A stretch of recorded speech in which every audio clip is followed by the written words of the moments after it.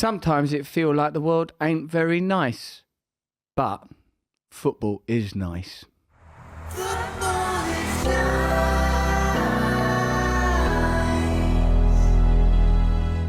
Welcome to Football is Nice with me, Russell Brand, and Gareth Roy, where we talk about top-flight European football and the cultural phenomena that surround it, recognising that world sport provides a framing in which we can discuss relationships, power, tribalism, unity, duty and honour, victory and loss, as well as Erling Haaland and potential hues of the tip of his reproductive organ.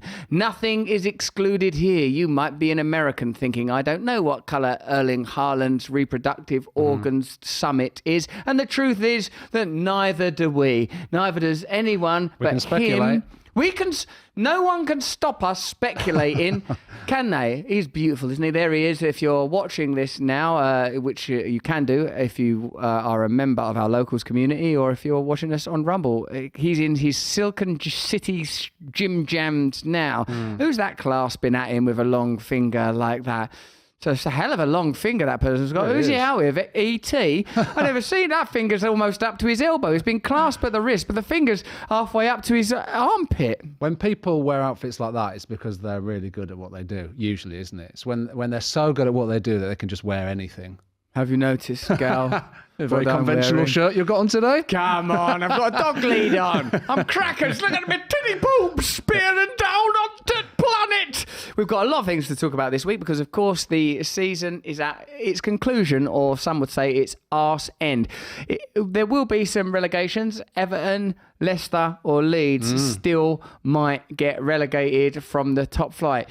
What's that, 84%? What's that, 90%? Is that the percentage or the chance of it? I think the chance. That don't mean nothing, does No, it? Because of course not. like what can happen is that if Everton don't win and Leicester and Leeds win, well, in fact, Leicester and Leeds, they can win and still go down. Yeah, can't they? of course. If Everton win, then that's it. If Everton win, they're out. Leicester and Leeds could win and still be out because one of those two, two of those three have to go down. That's the simple beauty of our sports. Yep. Sometimes I think American sports are amazing with their like drafts and that. It's like, you're too good. You can, like Erling Haaland in a draft system, he'd be playing He'd where? be there, Southampton, probably. He'd be playing at Southampton, and that would really mix stuff up down at the Saints. But in our system, he goes to Manchester City, the best club with the most money. And they keep winning. Backed by a state. Forever. Let's have another one, and another one, and another one, and another one. I mean, like, this is, I suppose, the challenges, and I don't begrudge Man City fans their... No, of course. Actually, I begrudge them a bit. I begrudge Man City fans their happiness, because I'd like to feel happy one day, and they currently do. But the fact is that at the moment, they're an unstoppable Well, they're happy footballing now. force. Imagine how happy they could be in a couple of weeks' time if they get the treble. I mean, that's something that actually I was going to ask you. Did you think you would see the treble happening again? I think after United did it, I kind of thought we're not going to see that. I'm always expecting a treble. Right. When Liverpool done the double, in I think, was it 1986 when West Ham should have won the league, I was thinking people should do things like that. Right. They should. That's what I thought they should be doing. I thought that's what we're trying to do. In fact, I remember thinking like that people shouldn't, like, say, right, listen to what I think. You I know, love this item. I remember thinking this. In a World Cup, like say what Argentina won the World Cup, but didn't they lose to like Japan or someone at some point? It was that, wasn't it? I think they should be struck off. I think... Strike them off. And if you are Argentinian, and like Nick Ortner, my friend, what can you say to... How can you ever counter my argument that you are not the best football team in the world if you lost to Japan? Got it. You're not. Japan beat you. Sure. 11 aside, 90 minutes, they won. Yeah, I can see this warped logic of yours, but... It's not warped, it's brutal, blunt, and lacking in nuance. They won everything else, though. I guess it's a bit like the way Man City, when they drew 1-1 with Forest earlier in the season. Strike them off! And then they changed their tactics completely and put John Stones into the midfield, and then they've just won forever after that. I don't agree either, if I may say, with moving people's position around. It's unbelievable what's going on now. John Stones, he's a centre-back. He's good-looking. Ever so good looking. Remember, there was a bit where Everton didn't sell him. Money can't buy you stones, sang the Everton fans. Money can't buy you stones, but it can did. and did buy you stones. It also bought you Calvin Phillips. It's bought you Erling Haaland. Look, like we've got friends that are City fans, of course we have, and them City fans have endured long years of humiliation and wilderness outside the top flight. In fact, when Coventry last got relegated, they were relegated alongside Man City. Amazing. And Coventry could be back in the top flight, Coventry or Luton. I'm hoping for Luton, as you know, because Luton are such a, no disrespect Luton fans, such a bastard club. Like if Luton, it's like Luton, it's too mental like to have Luton. Like that's what that is Man City is the Apolline. It is the sun god, best exemplified by the mighty Nordic, red-hued cocked Erling Haaland. Sure. Luton, that is Dionysian. That's berserker energy. Like letting that loose in the top flight. I'm not talking about crowd trouble and those kind of things, which are very serious issues, except for Knollsy. The West Ham fan. Knollsy, yes he can protect the West Ham families from AZD Aardvark or whatever they're called. That's right. He can protect them. Knollsy, he stood at the top because West Ham, of course, won their semi-final against AZ Alkmaar. Correct. The team that had to be made up as a result of only getting A's in a game of Scrabble. And I think they're in Amsterdam and they play against Ajax. There's too many A's to have. Like when the AZ Alkmaar fans breached the friends and family section in the semi-final of the Europa Conference League, where West Ham, of course, triumphed, Knollsy, a West Ham fan, stood between the black-hooded Alkmaar fans and the families of West Ham players. And the West Ham players also got stuck in as well. So this is a complex thing. Look, I'm going to say this. Everyone condemns violence of all types. Violence is bad, as you know, from my brilliant item, Brandy on Gandhi. I love non-violence. I love it. I love non-violence. But people, when they talk about football violence, I think they overcompensate and don't include that it is a bit exciting when something happens, as long as no one gets hurt. I'm not talking about people getting hurt and people dying. People getting hurt and dying, that's its own category. It's bad if that happens as a result of a peanut allergy or any reason. People dying is bad. Not so many of those in football matches. Could happen though if you were to sprinkle, instead of doing pulling a thing we sack the board on an aeroplane thing like they do sometimes. You know? Like people do a protest, they really think that's effective. Right, get a plane, put it up there. We've exhausted all other possibilities. Glazers out. Now let's fly across the stadium. Glazers out. Right, that should do it. Let's just sit back and wait for those Glazers to give up the billions of pounds of debt that they've straddled Man United with. It's not going to make any difference at all. No. Is it so ridiculous? If instead of doing that, though, they just sort of sprinkle peanuts down, it would eventually have an impact. Terrorism, isn't it? Yeah. It's against people that have got peanut allergies or strawberries. They're the two things to go for in terms of allergies anyway. Knollsy, though, he would punch those peanuts straight back into the sky. Let's have a look at Knollsy doing what he does best. If you're listening to this as a podcast, well done. If you want to see it in full, watch it on Rumble or indeed Locals. Let's check out Knollsy.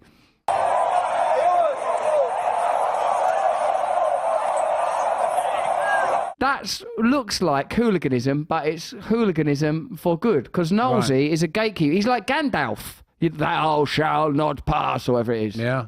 No, it's really impressive. I mean, he's good at fighting. He's swinging them haymakers. It's one of those moments where, because I was watching the game, we were texting each other watching it. It was obviously amazing. I thought West Ham did brilliantly defensively. They were brilliant, and then that goal at the end was just the icing on the cake. Capped it all for Knollsy's brilliant goal. Oh, it's fantastic.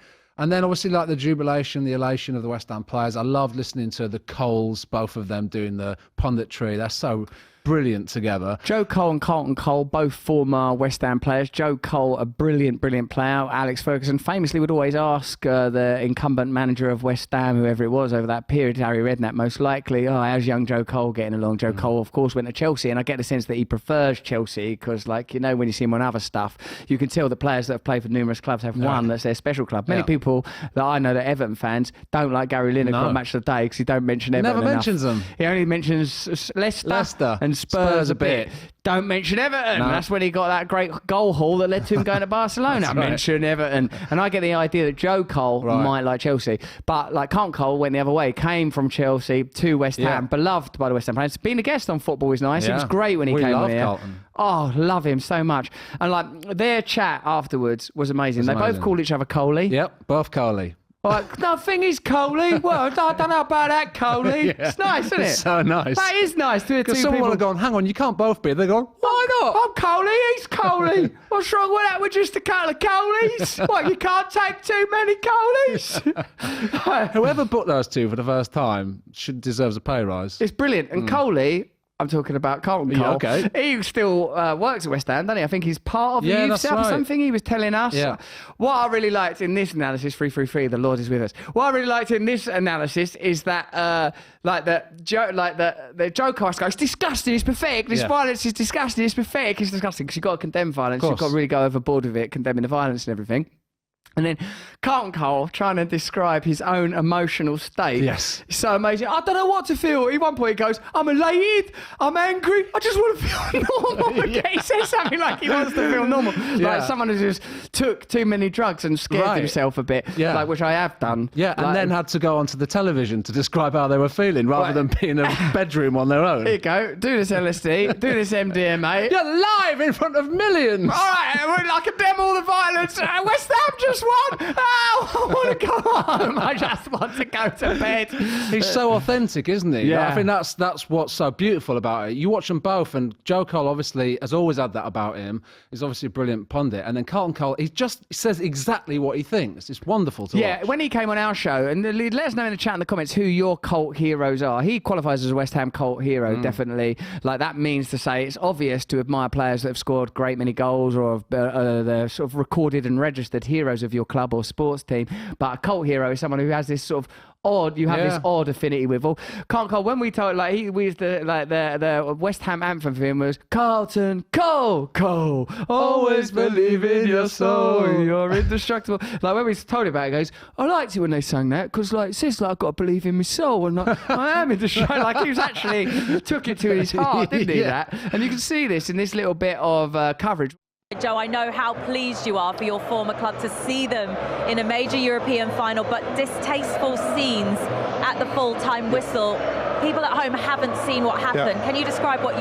They won't show it. Like when someone comes on naked, another thing they won't show. Right. They should show that. That's when I got worried, actually, watching this. Is this serious? That's exactly that. And because you knew something was happening, like you do with, as you say, when someone strips. But when they weren't showing it, I was like, oh no, this is going to turn from like elation to tragedy. Isn't it mad that like they've obviously gone, don't show streakers or pitch invaders because it encourages them and we've got more. But when it's like a mass murder at a school, show that though. As much of the details of the... Glorify that. As much as we can. Make them sound like they're someone from the Matrix. Yeah, so that people will copy them. Yeah, like that's much worse. As is an actual thing. Crowd violence is obviously bad. All forms of violence is bad. You don't need a separate category for it. Violence, bad. Now, as we've said before, streaking, like that's it's not good. Well, it's not like thousands of people lined up to streak if they see someone do it. It's good. Like I see it in a category of like when a dog comes on or a balloon, like a balloon too near the ball. Like, oh no, there's going to be a bit confused. Which one's he going to kick? Like Edison or something who's very serious, and then they have to sort of going to have to deal with this balloon. Maybe someone will pop it or something. That's probably the only way Man City are ever going to lose again. A balloon beat Edison. It confused him. He saw it as too weak and gaseous, filled with the wrong sort of fuel. He likes things that are backed by oil, mighty oil. God knows what it's going to take to disrupt that juggernaut. And I see it as just gentle chaos, a streak. Let's condemn violence again. But nudity, someone runs on in the nud. Yeah. Well done, you. Right. Silly. Yeah. Silly and they fun. can never think of what to say as well when they it don't happens. know what to do once that's just stupid. No. That's pathetic. Oh dear. That's worse than for God's sake. That's Joe Cole. I love Joe Cole. He's a brilliant player. He's a brilliant bloke. I think he's in my phone somewhere. Love him. Name drop. He's not living in there. He's got his own life outside of it. He's in there with old JC and the guys living the Vida Loco, and him. He's in there. Ricky Martin. I love the lot of them. But let's see what he says. But Carlton's is well funny. Well, it's absurd, Jules. You know, absurd. Ridiculous, grown. Ridiculous. Men, turn out as AZ Alkmaar fans attacking the West Ham fans where the families were sitting and our friends and colleagues were sitting. Families, he says families. Look. Yeah. The players know they're there. The players were trying to get involved to break it up, but I've seen a little bit of it. They were doing all right. Mikel Antonio, I wouldn't want to mess with that dude.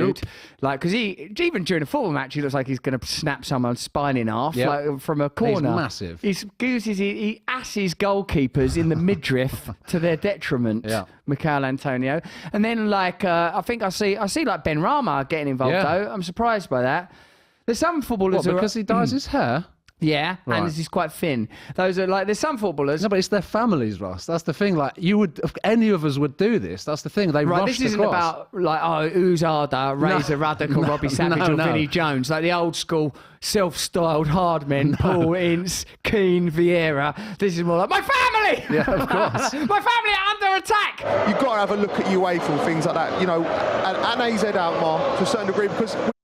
Coley though, West Ham through and through. You got to look at AZ Alkmaar and FIFA. He's really, it's not West Ham. Yeah. Good on him. He had the same incidents at Frankfurt last year. And Frankfurt, they're bastards. He gets a slap on the wrist. There'll be more than a slap on the wrist. You get AZ Alkmaar fans turning up with balaclavas, going there, and throwing punches and throwing hands.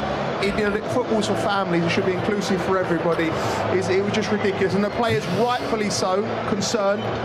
Families over there. Families. Rightfully. Friends, maybe kids over there. Absolutely ridiculous in the modern game. And the men that do it and turn up at it, complete pathetic. Football is an emotional game, Carlton, but you do not want to see these types. Carlton's having to get his head together for this because it's serious face. But he actually conveys it quite brilliantly in retrospect because.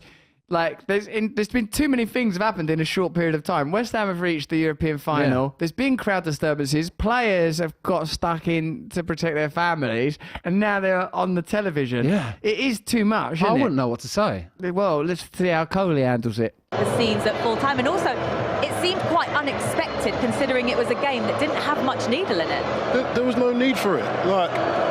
West Ham have come here, done their job. They've not disrespected them or in any shape or form.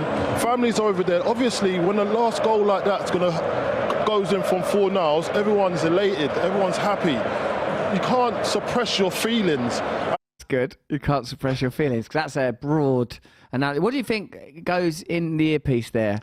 I've no idea. I mean, I guess the hard thing about this for me is that they were commenting on this as it was happening. It's still sort of going on. So it doesn't. I think this is the thing. What doesn't? It's like a director's commentary, right? Of like a crowd disturbance, potentially really quite serious violence. So and you yet can't have still, the coolness of analysis. Well, the thing is, they're expected to still do that. It's still the same post-match analysis setup. That's what we're doing. But some chaos is happening. Was the actual natural reaction, if you weren't on telly, would be to drop your mics, go over, try and help, give a helping hand or something, or make sure people are all right. So it must be really strange for them to be doing post-match analysis when all this chaos is going on. In a sense, it's like a Stanford experiment, where you're sort of forced to have an unnatural reaction to suffering. And in a way, that starts to expose how much our culture imposes upon us behaviours and norms that are at odds. In fact, civilization broadly is the repression of instincts, which Carlton Cole just told us we should not be doing. You can't suppress your emotions. Carlton Cole's been clear about that. The families are over there. The families are not going to be over there in the crowd with the other families. But serious West Ham away support. Your family with him. And sometimes you just got to understand that. Sometimes, Coley, emotions do take hold of you, and we get that. But Coley. Coley, emotions do take hold of you, Coley. When there's grown men turning up with balaclavas. Yeah, the balaclavas. Joe Cole settled on that as, hold on a minute, that's premeditated. That's good imagery though, isn't it? You've brought a balaclava to a football match, that's not right. You don't need that. What circumstance, you've got your rattle, right. You've got your program. You're probably not even allowed the rattle these days. That's a weapon. There's a lot of emotions going on. Coley, it's the same men. That's just ridiculous. Coley, it's the same men that was outside the players' hotels last night setting off fireworks. Yeah. They're in black balaclava. What are they doing? Just chill out. Just chill out. What are you doing? You're outside a hotel, you're in a black balaclava, setting off fireworks, you're a grown man.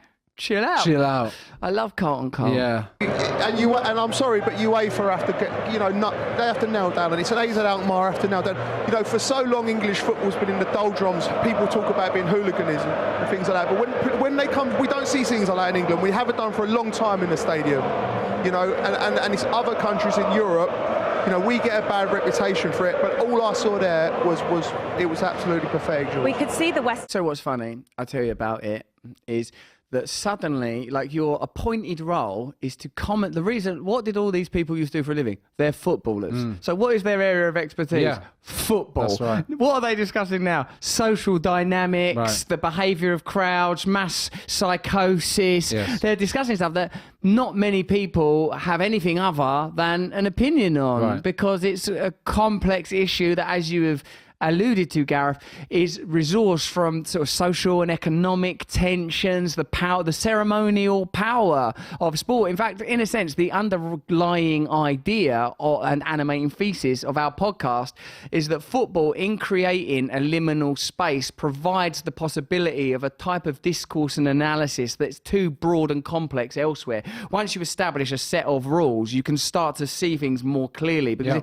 across a culture, there are so many variables. Why is this happening? Why is that happening? Did they do that? And what's the influence of that? It becomes baffling. Yes. It's disorienting. In football, you can say, right, in this ceremonial space, you've got 11 players, we've got 11 players, and suddenly there's some order. You can't just pick up the ball and run and throw it in the net. That's not allowed. That's why things that appear like brinkmanship, like inequality and and again, at various times you could argue that Man United or Liverpool or Nottingham, it's again, the argument is well worn that you go ad infinitum, but in a sense, like into the resources of football clubs historically. But I suppose we're at a new point and potentially a tipping point with states backing football clubs. So the other thing is that in that ceremonial space is that you get to see David Moyes, I think, purge and address repressed feelings of failing right the way back to being appointed Man United manager, brought on by the encounter with Robin van Persie, who of course played for Moyes there, having been signed by Ferguson and being sort of like the tail end of the Ferguson era. And it made me realise that what a part of the ceremonial power is of the sport, and indeed, perhaps sport more broadly, that even though the argument can certainly be made that the Europa Conference League is a third-tier European tournament that only has the people that aren't in the teams that aren't in the Champions League, aren't in the Europa League, are in that. So, what is that? What level are you competing at, really? Sure. But nevertheless, because the ceremony is all there, semi-finals, 2 legs, trophy at the end of it, it works its magic. It works its emotional magic. The point of ceremony is to induce certain states of mind. And certain states of being the liturgy at a church, the attendance of a wedding. And because we have so few rituals and ceremonies, it's like we're bereft of that process. And when you see David Moyes or some of the scenes of elation and celebration in the dressing room after, what you're witnessing is people have accessed a new state. And I think there's something important in that. There's a sort of something in the Torah or some piece of Judaic literature that says that in the old times, it was known that you would go down to the woods and you would find the sacred tree and you would do your ceremony. Then time passed and people died and they couldn't find the tree anymore. So they just went into the woods and did the ceremony and it was still okay. Then time passed and people died and they couldn't remember whether or not you were meant to go to the woods. So they just did the ceremony best they could, but it worked anyway. It's not the particularities of the ceremony, it's ceremony itself that's effective. And I think we live in a culture that is stripping back ceremony itself, stripping back even the concept of belief, the concept of faith. Maybe the powerful institutions, Gareth, that we spend all of our time criticising somehow benefit even from being condemned and criticised in that manner, because it contributes to a sort of a nihilistic state of unbelief and sort of diffuse despair. And when you see the impact of ceremony and belief, if David Moyes believes that that's important, if West Ham fans believe that that's important, if we believe it's important, then it is important, it becomes important. And David Moyes is therefore sort of going, I did my best at Man United and we actually got 3 goals in that quarterfinal. You see him sort of processing stuff that he's not doing that on a when he's walking his dog. I mean, maybe he is, I don't know. Yeah, absolutely right. I mean, what are competitions in general? I mean, obviously it's amazing what Man City have done and 5 titles in 6 seasons, but Man City are competing within a limited strata of of quality and wealth. So what you could say is West Ham's ability to maybe win this final because of the amount of money that they have compared to, say, Man City means that it's a greater achievement. I don't know, if you look at Man City, you go, well, how many competitors do they actually have? 1, 2, 3 max? So they're essentially competing in a competition of 4 to win the Premier League. And with the Champions League, with maybe, 6 or something. Whereas West Ham, with the resources that they have, admittedly more resources than other Premier League teams and certainly European teams, but it's a great achievement. So I guess you can't really see it in kind of the terms of, it's not as good as the Champions League or it's not as good as the Europa League. I think you have to recontextualise it, as you say. I suppose otherwise you wouldn't have under-11s football right. or different categories of football. You wouldn't have sports for people with different levels of ability, like the Special or Paralympics or whatever it's called. I loved seeing Moyes' reaction. Actually, I think Moyes is someone who normally comes out and I think he's great at doing post-match interviews. Actually, he's very kind of matter of fact. He's pretty honest with his kind of analysis usually. But I saw a really human side to him after that. And it was really beautiful. And obviously, him and Van Persie had a nice connection. And then seeing like Declan Rice comes in. Every time I see more of Declan Rice, I think he seems like such a great guy. And see the scenes in the dressing room. I loved it for West Ham. I'm definitely. I really hope that they win it. Should we have a look at Gary Neville failing to understand the concept of a holiday? Gary Neville is perhaps a head and shoulders above all else, perhaps other than Simon Jordan when it comes to the world of punditry and commentary and offering opinions not only on football but life in general. Do I do this? Sometimes I think I've invented something. Oh, yeah. But actually, that thing's already there. And we've all been doing it for ages. It's like... Well, not if it's the weekend. Weekend, I should say. Well, I actually have a different view on that. That doesn't exist. It's just a made-up thing. It's just some words. There'll be no retirements. Come on, carry on working. Well, I think we could use AI to keep Gareth's body twitching for another couple of months. Rattle a couple more hero videos out of him. Let's have a look at Gary Neville not understanding the concept of a weekend or a holiday. But what you can have is mini retirements during the year. And that's what I've tried to do. I don't do it very well. So, for instance, this weekend...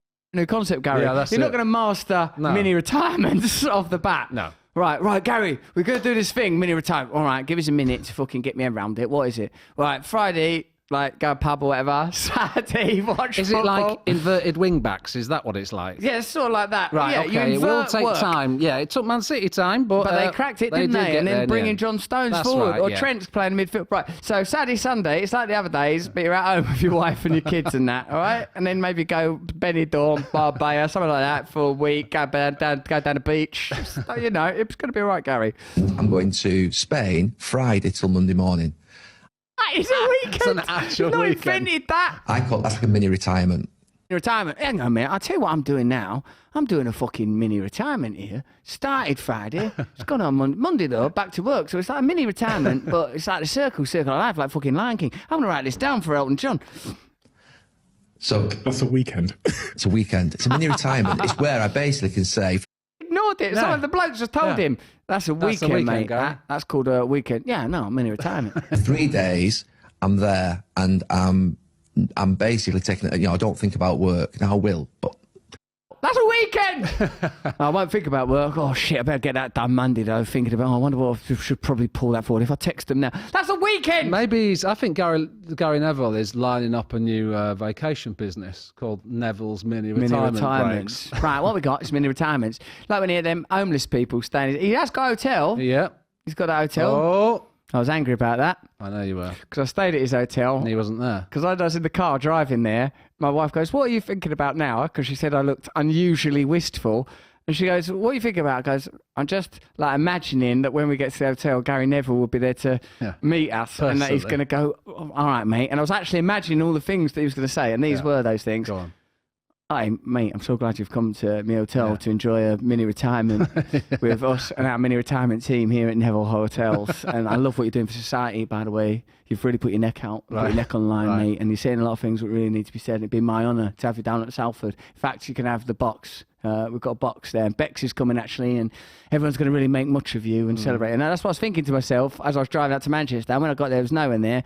It's just people that worked at the hotel that had to be there, mandated by the economic necessity of taking those jobs, and nothing. Didn't see Gary Neville. Were they working on their mini retirements? They were always, yeah. And mind you, who'd been on the top floor? Who's the Divock Origi had been up on the top floor? That's why I couldn't have it. Because Divock Origi been up there, super sub Divock Origi. It's unlike you to take that. I weren't happy about it, tell the truth. I go, when Divock Origi going to go? Yeah. We can't He's tell. going to Milan in a couple of months. Yeah, you know, thanks for that goal against Everton. He's a cult hero, apparently. We'll get rid of him. He's a good example of a cult hero. Very good example. Tell us your cult heroes and I don't know what we'll do. Might ignore it. No, we won't ignore it. We'll celebrate it if you give us a good reason why they're a cult hero and all that kind of thing. We don't mean David Koresh from Waco. My cult hero is David Koresh. He started a Christian sect based on the Branch Davidians. Sadly, it ended in a massacre, including the deaths of...